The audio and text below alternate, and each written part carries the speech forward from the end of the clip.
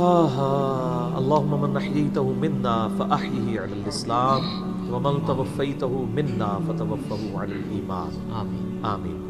کل نفس ذائقۃ الموت، یہ قرآن حکیم میں کئی دفعہ یہ آیت ریپیٹ ہوئی ہے کہ ہر جان کو موت کا مزہ چکھنا ہے، اور یہ بات بالکل طے ہے کہ ہر شخص کی موت کی جگہ، ٹائم، سیکنڈز تک اللہ تعالیٰ نے ڈیفائن کر دی ہے اس کی تقدیر میں، وہ آگے پیچھے نہیں ہو سکتی، نیور، ناٹ ایٹ آل۔ اور یہ جو بخاری مسلم میں آیا نا کہ جو شخص چاہتا ہے کہ اس کی عمر دراز کر دی جائے، اس کے رزق میں فراوانی ہو، وہ اپنے رشتہ داروں کے ساتھ حسن سلوک کرے، تو یہ بھی تقدیر میں لکھا ہوا ہوگا کہ اس کی عمر ہے 60 سال، لیکن یہ اپنے رشتہ داروں کے ساتھ حسن سلوک کرے گا، اللہ تعالیٰ اس کی عمر 70 سال کر دے گا، وہ بھی لکھا ہوگا، وہ 70 ہی ڈیفائن ہوئی ہے، وہ 60 کا 70 بننے کے بعد جو 70 ہے وہ اللہ تعالیٰ نے لکھا ہوا ہے، ٹھیک ہو گیا جی؟ تو یہ اللہ تعالیٰ کے یعنی فیصلے ہیں۔ قرآن حکیم بالکل واضح ہے، سورہ آل عمران میں آتا ہے کہ جب غزوہ احد کے موقع کے اوپر منافقین نے کہا نا کہ ہم نے اپنے بھائیوں کو منع کیا تھا کہ احد کے میدان میں نہ جاؤ ورنہ قتل ہو جاؤ گے، تو اللہ تعالیٰ نے فرمایا اگر ان کی موت کا وقت آ چکا ہوتا یہ خود کھینچے چلے جاتے اپنی مقتل گاہوں کی طرف، یہ اپنے آپ کو روک بھی نہ پاتے۔ پھر سورہ نساء میں آیا کہ تم اپنے آپ کو مضبوط قلعوں میں بھی بند کر لو نا، موت تمہیں وہاں پہ بھی آ کے جائے گی، وہ موت کو آپ ٹال نہیں سکتے، ایک لمحہ نہ آگے ہوگی نہ پیچھے۔ سورہ لقمان کے بالکل اینڈ میں آتا ہے نا کہ 5 علوم اللہ تعالیٰ کے ساتھ خاص ہیں، ان میں ایک ہے کہ کوئی جان نہیں جانتی کہ اس کو کس زمین میں موت آئے گی، ہاں اللہ تعالیٰ وحی کے ذریعے بتا دے، جیسے مسلم شریف میں حدیث ہے نبی صلی اللہ علیہ وآلہ وسلم نے غزوہ بدر سے ایک دن پہلے زمین پہ لکیریں کھینچ دی تھی بدر کے میدان میں، یہاں کل ابو جہل کی لاش ہوگی، یہاں عتبہ کی ہوگی، یہاں امیہ ابن خلف کی ہوگی۔ سر اب آپ عمر سیریز دیکھیں نا، وہاں آپ کو لاشیں پڑی ہوئی نظر بھی ہیں، ٹھیک ہو گیا جی؟ تو یہ آپ صلی اللہ علیہ وآلہ وسلم نے پہلے ڈیفائن کر دی تھی ساری چیزیں، تو یہ اللہ تعالیٰ نے آپ کو وحی کے ذریعے بتایا تھا، اللہ تعالیٰ بتا سکتا ہے اپنے پیغمبر کو، تو واقعی موت کا وقت مقرر ہے، وہ ٹل نہیں سکتا۔ لیکن اس پہ یہ بھی سوال ہوتا ہے کہ اگر کوئی شخص کسی کو قتل کر دے تو پھر اس کا کیا قصور ہے؟ وہ اللہ تعالیٰ کا ایک قانون ہے، اس نے مرنا تو تھا، اس میں کوئی شک نہیں ہے، لیکن دنیا میں اللہ تعالیٰ نے رولز اور ریگولیشن کے ساتھ دنیا کو جوڑا ہوا ہے۔ سورۃ البقرہ میں آیا کہ قصاص میں انسانیت کی زندگی ہے، سورۃ المائدہ میں آیا جس نے ایک جان کو ناحق قتل کیا اس نے پوری انسانیت کو قتل کیا، اور جس نے ایک شخص کی جان بچائی پوری انسانیت کی جان بچائی۔ لہٰذا یہ جو کوئی کسی کو قتل کرے گا تو قرآن میں ہے قصاص کے اندر انسانیت کی زندگی ہے۔ انسانیت 2 چیزوں پہ چل رہی ہے، احترام جان اور احترام مال۔ اگر یہ 2 چیزیں نکل جائیں تو معاشرہ نہیں چل سکتا۔ گوروں کا معاشرہ ہم سے بہتر کیوں ہے؟ بغیر ریلیجن کے بھی احترام جان احترام مال ہے، جسٹس ہے، انصاف ہے، عدالت آزاد ہے، جہاں پہ احترام جان بھی احترام مال بھی ہے۔ سالوں تک وہ ثبوت ڈھونڈتے رہتے ہیں، اس کے بعد بندے کو پکڑتے ہیں، یا بندے پکڑ کے غائب ہو کے مر مرا جاتے ہیں، ان کے رشتہ دار عدالتوں کے چکر کاٹتے رہتے ہیں کہ جی ہمارا بچہ اٹھایا گیا، نہ عدالتوں کو پتہ ہوتا ہے نہ اور کسی کو پتہ ہوتا ہے۔ تو یہ چیزیں تو پھر ظاہر ہے کہ ایک ریونج کریٹ کریں گی نا۔ ہم اس لیے کہتے ہیں عدالتوں کو آزاد ہونا چاہیے، عدالت سے اوپر کوئی نہیں ہونا چاہیے، عدالتیں آزاد ہوں گی باقی سارا سسٹم بہتر ہو جائے گا، ٹھیک ہو گیا؟ تو یہ یعنی اللہ تعالیٰ نے وقت مقرر کر دیا ہے، وہ آگے پیچھے نہیں ہوگا۔ اور آپ دیکھتے ہیں کتنے لوگ موت کے منہ سے واپس آ جاتے ہیں۔ حضرت خالد بن ولید رضی اللہ تعالیٰ 100 سے زیادہ مار کے لڑے انہوں نے، اور جب موت کا وقت قریب آیا وہ کہتے ہیں میرے جسم کا کوئی ایک حصہ بھی ایسا نہیں جہاں پہ کسی نیزے یا تلوار کا نشان موجود نہ ہو۔ یہ عمر سیریز میں انہوں نے ان کی موت کا وقت فلمایا ہے، ابو دردہ ان کے پاس بیٹھے ہوئے ہیں اور وہ کہتے ہیں دیکھ لو اگر موت میدان جنگ میں آنی ہوتی نا ابو دردہ تو میرے جسم کا ایک حصہ بھی ایسا نہیں جہاں پہ کوئی زخم نہ ہو، اور میں ایک بوڑھے اونٹ کی طرح بستر مرگ پہ مر رہا ہوں۔ میدان جنگ میں نہیں شہادت ملی، شہادت اتنی آسانی سے نہیں مل جاتی انسان کو، وہ اللہ تعالیٰ جس کے لیے ڈیفائن کرے گا۔ باقی یہ ہے کہ اللہ تعالیٰ نے ان کو ایک فضیلت دی کہ وہ اللہ کی تلوار تھے، ظاہر ہے تلوار تو ٹوٹ نہیں سکتی تھی، تو جو لوگ اللہ کے لیے زندگی گزارے وہ عام حالت میں بھی مرے اللہ تعالیٰ ان کو شہادت کا رتبہ عطا فرما دیتا ہے۔ میدان جنگ میں جانے سے موت نہیں آتی، کتنے لوگ موت کے منہ سے واپس آتے ہیں، اور سر ایئر کریش میں لوگ بچ گئے ہوئے ہیں، اور تو اور چھوڑ دیں جہاں پہ کوئی انسان امیجن نہیں کر سکتا، کئی بم پھٹتے ہیں، بندے مر جاتے ہیں، کسی عورت نے بچہ اٹھایا ہوا ہے، بچہ سیدھا سلامت مل جاتا ہے وہاں سے،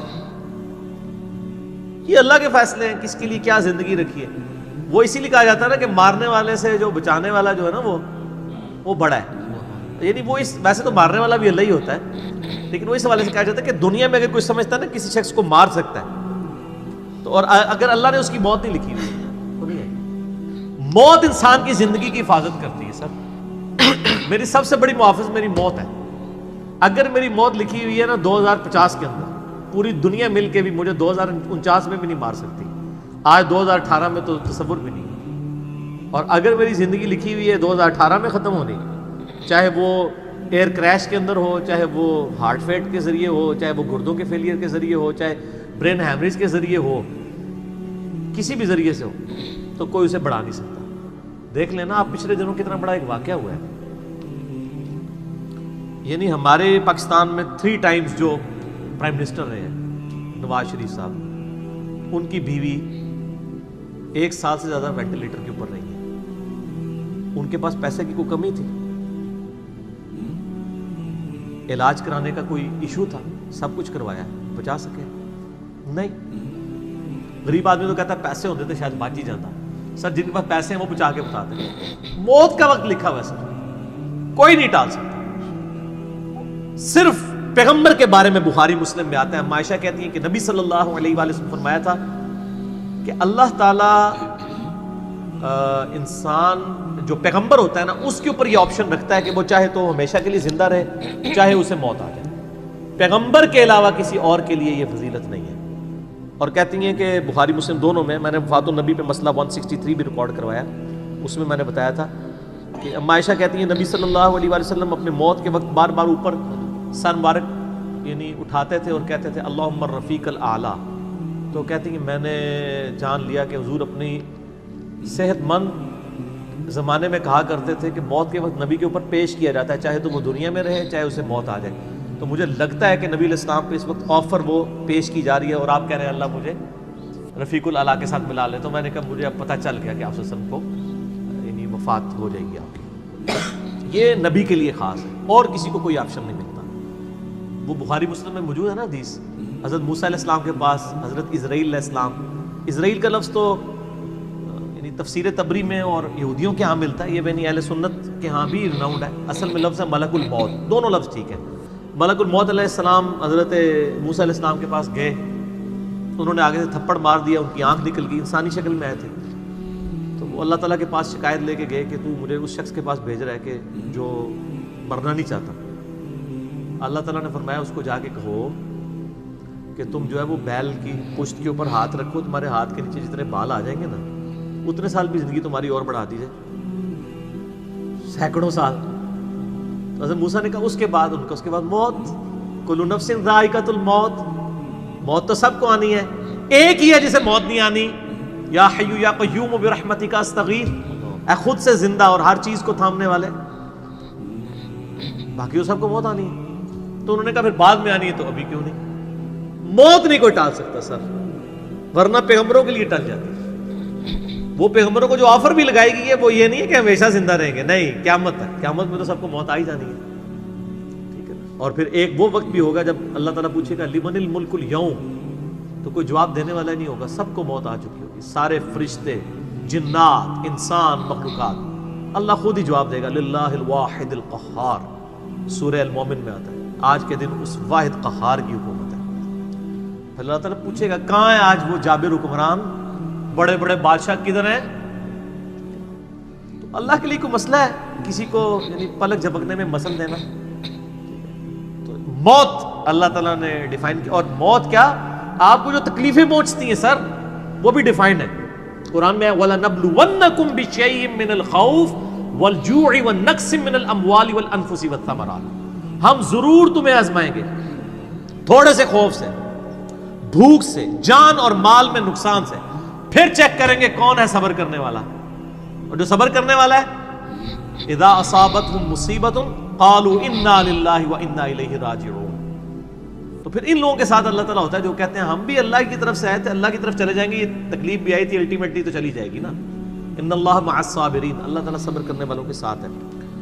اس حوالے سے ایک آیت قرآن حکیم کی بڑی کریٹیکل ہے، مجھے ضمناً یاد آ گئی، سورہ الحدید کے اندر ہے. بہت کرٹیکل آیت ہے، اور یہ ٹاپک قرآن حکیم میں صرف سورہ الحدید کے اندر ہی ایڈریس ہوا ہے، اور جس طریقے سے یہ شد و مت کے ساتھ بیان ہوا ہے نا، آیت نمبر 22-23، اعوذ باللہ من الشیطان الرجیم، ما اصاب من مصیبت فی الارض، کوئی مصیبت بھی زمین میں نہیں آتی، ولا فی انفسکم، اور نہ تمہاری جانوں میں، یعنی زمین پہ جتنے زلزلے آتے ہیں، طوفان آتے ہیں، سونامی آتے ہیں، قحط پڑتا ہے، یہ جتنے بھی عذاب آتے ہیں یا تکلیف آتی ہیں، اور نہ تمہاری جان میں، یعنی کسی کو کینسر ہوتا ہے، کسی کے گردے فیل ہوتے ہیں، کسی کی آنکھ ضائع جاتی ہے، کسی کے اوپر فالج کا اٹیک ہو جاتا ہے، کسی کو ہارٹ اٹیک ہوتا ہے، اللہ تعالیٰ فرماتا ہے یہ ساری تکلیف چاہے زمین پہ ہیں یا تمہاری جانوں پہ ہیں، الا فی کتاب من قبل ان نبرأها، وہ تو پہلے ہی ہم نے لوح محفوظ پہ لکھی ہوئی ہے، اس سے پہلے کہ ہم ان کو بھیجے، ڈیفائن ہے، ہونا ہے کہ فلاں تاریخ کو اتنے بجے اس کے ساتھ یہ ہوگا، یہ ڈیفائن ہے۔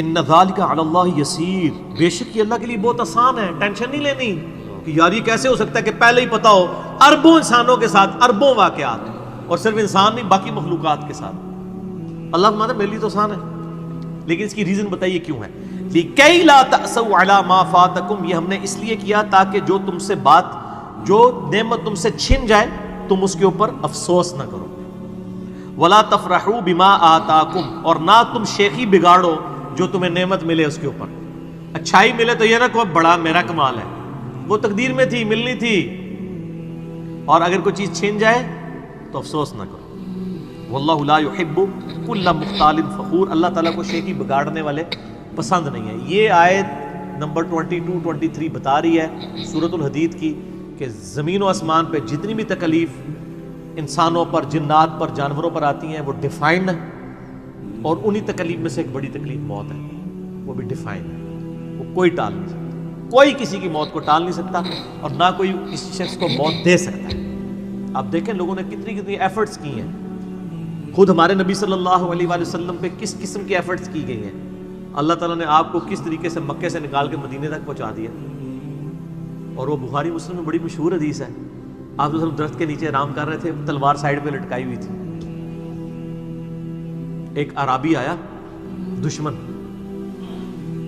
اس نے موقع غنیمت جانا کہ آپ سوئے ہوئے ہیں، اس نے تلوار اٹھائی اور نبی صلی اللہ علیہ وسلم کے یہاں پہ رکھ دی اور کہا محمد آج تجھے میرے ہاتھوں سے کون بچائے گا؟ تو نبی صلی اللہ علیہ وسلم نے کوئی کانفیڈنس لوز نہیں کیا، ان کو پتا تھا والذی ارسل رسولہ بالہدی ودین الحق لیظہرہ علی الدین کلہ، اللہ نے اپنے نبی کے پیچھے اللہ ہے، ان کا اللہ بچائے گا، اللہ جب سنا اس کے ہاتھ کانپنے شروع ہو گئے، اس کے ہاتھ سے تلوار ہی گر گئی، نبی علیہ السلام نے وہ تلوار اٹھائی اور کہا اب تجھے میرے ہاتھوں سے کون بچائے گا؟ یہ بخاری مسلم دونوں میں یہ واقعہ، اس نے کہا آپ تو معاف فرمانے والے ہیں، درگزر فرمانے والے ہیں، تو یعنی آپ کے وہ حسن اخلاق سے پھر متاثر ہوا، مسلمان ہو گیا۔ مسئلہ یہ ہے کہ یہ کانفیڈنس آپ کو ہونا چاہیے۔ بخاری مسلم میں حدیث ہے کہ غزوہ حنین کے موقع پر کچھ صحابہ کی زبان سے نکل گیا کہ بدر میں تو 313 تھے، غالب آ گئے تھے، آج تو ہم 12,000 ہیں، کافر تو بڑے تھوڑے ہیں، اور یہ ذکر سورۃ الانفال میں آیا غزوہ حنین کا، یہ فتح مکہ کے بعد بھی ہوئی تھی یہ جنگ، مشرکین عرب سے آخری جنگ قبیلہ حوازن کے خلاف۔ اللہ کا ماتا جب تم نے یہ جملہ بولا نا پھر تمہیں بھاگنے کی جگہ نہیں ملتی تھی، حوازن کے لوگوں نے جب تیر چلائے تو 12,000 میں سے صرف 80 بندے نبی علیہ السلام کے ساتھ رہ گئے، باقی سب بھاگ گئے۔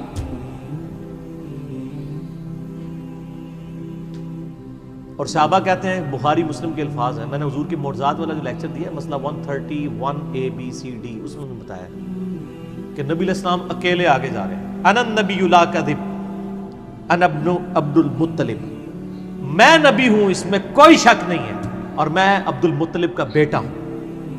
یہ رڈز پڑھتے ہوئے آپ صلی اللہ علیہ وسلم اکیلے آگے جا رہے ہیں، اور آپ صلی اللہ علیہ وسلم نے زمین سے یوں مٹھی بھری کنکریوں کی اور یوں کافروں کی طرف، اور فرمایا چہرے مسخ ہو جائیں، آنکھیں اندھی ہو جائیں، اور سب کی ہو گئی، مسلمانوں کو فتح ہو گئی، اور اسی کا ذکر ہے وما رمیت اذ رمیت ولکن اللہ رمی، اے نبی جو آپ نے کنکریاں پھینکی تھی وہ آپ نے نہیں پھینکی تھی، وہ اللہ نے پھینکی تھی، یعنی اللہ کا پیچھے ڈیوائن ڈیسیژن تھا۔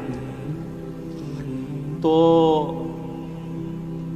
کافروں کے خلاف فتح ہو گئی مسلم، یعنی نبی علیہ السلام کا کانفیڈنس لیول یہ تھا کہ اکیلے جا رہے ہیں، یہ نہیں دیکھ رہے کہ ہزاروں لوگ میرا ساتھ چھوڑ گئے ہیں، اکیلے فرنٹ سے لیڈ کر رہے ہیں. تو جن لوگوں کو یعنی اللہ پر یقین ہوتا ہے نا، ان کی یہی حالت ہوتی ہے، اور یہی صحابہ کرام کا یعنی یقین کامل تھا. اس لیے آپ دیکھیں نا، آپ عمر سیریز میں دیکھیں گے حضرت خالد بن ولید جنگ یمامہ میں جب مسلمانوں کو شکست ہونے لگتی ہے اکیلے آگے جاتے ہیں. جنگ یرموک میں بھی ایسے ہی کرتے ہیں. تو جن کو اعتماد ہوتا ہے نا وہ پھر فرنٹ سے لیڈ کرتے ہیں کہ موت ٹال نہیں سکتی. موت کیا تکلیف بھی جو آپ کو پہنچنی ہے، اور سر اسی کے ساتھ آپ زندگی گزار سکتے ہیں. اس کے بغیر آپ زندگی نہیں گزار سکتے، کڑ کڑ کے مر جائیں گے. آپ کس چیز کو کیٹر فور کر سکتے ہیں؟ ہم یقین کریں صبح سکول بچوں کو بھیجتے ہیں تو دعائیں پڑھتے رہتے ہیں. کیا ہو سکتا ہے؟ ایکسیڈنٹ ہو سکتا ہے، وہاں پہ بچہ جھولے سے گر سکتا ہے، کسی کی ہڈی ٹوٹ سکتی ہے، کان پٹی پہ لگ جائے ڈیتھ ہو سکتی ہے. یار اتنی چیزوں کو کون کاؤنٹر فار کر سکتا ہے؟ اللہ. تو اللہ پہ توکل کریں، اور جب تکلیف آ جائے انا للہ و انا الیہ راجعون. صحیح مسلم میں حدیث ہے، نبی صلی اللہ علیہ وآلہ وسلم نے فرمایا جو شخص تکلیف کے وقت فوراً پڑھ لے انا للہ و انا الیہ راجعون اللہم اجرنی فی مصیبتی واخلف لی خیرا منہا، اللہ تعالیٰ اس کو اس کا بہتر نعم البدل عطا فرماتا ہے. میرے یوٹیوب پہ کلپ بھی ہے اس دعا کے اوپر، مصیبت اور پریشانی کے حوالے سے یعنی بہتری کے لیے دعا، یہ کر کے لکھیں تو آپ کو کھل جائے گا. یہ آپ کو مشکات میں کتاب الجنائز چیپٹر میں پہلی جلد میں دعا مل جائے گی صحیح مسلم کے حوالے سے. ام سلمہ کہتی ہیں کہ جب میرا خامن فوت ہوا تو میں نے یہ فوراً دعا پڑھ لی، انا للہ و انا الیہ راجعون، ہم بھی اللہ کی طرف سے ہیں، اس کی طرف لوٹ کے جانے والے ہیں. اللہم اجرنی فی مصیبتی، اے اللہ مجھے اس مصیبت میں بہتر اجر عطا فرما، واخلف لی خیرا منہا، اور مجھے اس سے بہتر بدلہ عطا فرما. کہتی میں دل میں سوچ رہی تھی کہ اس سے بہتر مجھے خامد کیسے مل سکتا ہے؟ ابو سلمہ سے بہتر تو انسان حضور کے صحابہ میں بھی کوئی نہیں ہے. عدت گزاری تو نبی علیہ السلام نے رشتے کا پیغام بھیج دیا، ام المومنین بن گئی. اور ہماری وہ ماں ہے جو سب سے آخر میں فوت ہوئی ہیں، واقعہ کربلا کے بھی بعد فوت ہوئی ہیں، ام سلمہ. واقعہ کربلا ان کی زندگی میں ہوا ہے، ام سلمہ رضی اللہ تعالی عنہا. تو یہ دعا یاد کریں، انا للہ و انا الیہ راجعون. اتنا حصہ تو قرآن میں ہے، باقی صحیح مسلم میں اللہم اجرنی، اللہم اجرنی، یہ جھٹکے سے پڑھنا ہے. اللہم اجرنی فی مصیبتی واخلف لی خیرا منہا.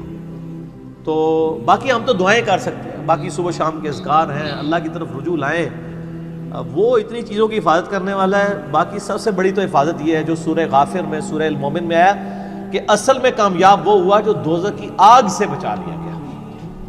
سر دنیا میں آپ کو کوئی کتنا عذاب دے لے گا، الٹیمیٹلی تو موت آ کے آپ کو آزاد کر دے گی.